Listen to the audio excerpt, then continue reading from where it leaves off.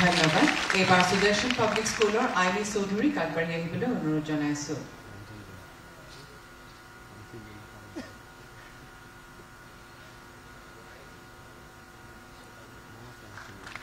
ধন্যবাদ এবাৰ Gopal Boro girls higher secondary স্কুলৰ ভিতালী কলিতাক আগবাঢ়ি আহিবলৈ অনুৰোধ জনাইছো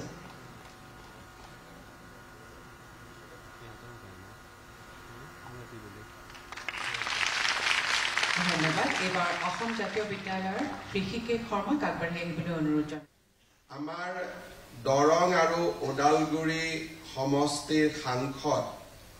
ভাৰতীয় জনতা পাৰ্টিৰ সভাপতি দিলীপ শইকীয়া ডাঙৰীয়া গুৱাহাটী লোকসভা সমষ্টিৰ সাংসদ বিজুলী কলিতা মেধি ডাঙৰীয়ানী আমাৰ এডুকেশ্যন ডিপাৰ্টমেণ্টৰ ছেক্ৰেটাৰী শ্ৰী চৌধুৰী ডাঙৰীয়া বিত্ত বিভাগৰ সচিব পৱন নাৰ্ছিং সম্ভাজী ডাঙৰীয়া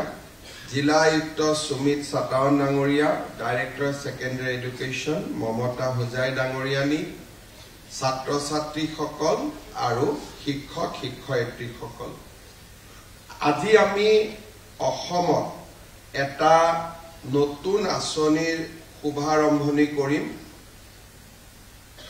হাইস্কুল শিক্ষান্ত পৰীক্ষা বা মেট্ৰিক পৰীক্ষাত যিসকল প্ৰাৰ্থীয়ে এইবাৰ পৰীক্ষাত উত্তীৰ্ণ হ'ব 4 মাহৰ বাবে তেওঁলোকৰ বেংক একাউণ্টত আমি 300 টকাকৈ দিম আৰু এই মাহটো নৱেম্বৰত আমি পাম ডিসেম্বৰত আমি পাম জানুৱাৰীত আমি পাম ফেব্ৰুৱাৰীত আমি এই টকাটো লাভ কৰিম এতিয়া আমাৰ মনত প্ৰশ্ন হ'ব যে আমিতো মেট্ৰিক পৰীক্ষা দিম টকা বা আমাক এই ধনটোৰ প্ৰয়োজনীয়তা কিমান আমি যেতিয়া মেট্ৰিক পৰীক্ষা দিছিলো ৰনোজ পেগু ডাঙৰীয়াই তেওঁৰ অভিজ্ঞতাৰ কথা ক'লে কেতিয়াবা কিবা এটা বস্তু কিনিবৰ কাৰণে ভাল বজাৰত নোটছ এখন ওলাইছে ছাৰৰ তাতে গৈ অলপ পঢ়িব লাগে শিকিব লাগে দুটা মনত প্ৰশ্ন আছে সুধিব লাগে আৰু বহুত সময়ত আমাৰ লৰা ছোৱালী দেউতাক মাকে পুষ্টিকৰ খাদ্য খোৱাবৰ কাৰণেও বহু অভিভাৱকৰ ঘৰত টকা পইচাৰ অসুবিধা হয় এইবিলাকৰ লগতে আমাৰ এটা লক্ষ্য হৈছে যে আমি পৰিয়ালটোৰ পিতৃ মাতৃক জনাব খুজিছো যে লৰা ছোৱালীৰ শিক্ষাৰ দায়িত্ব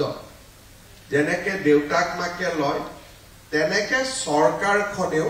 লৰা ছোৱালীৰ শিক্ষাৰ দায়িত্ব লয় আৰু কোনো যাতে লৰা ছোৱালী মেট্ৰিক পাছ কৰাৰ পিছত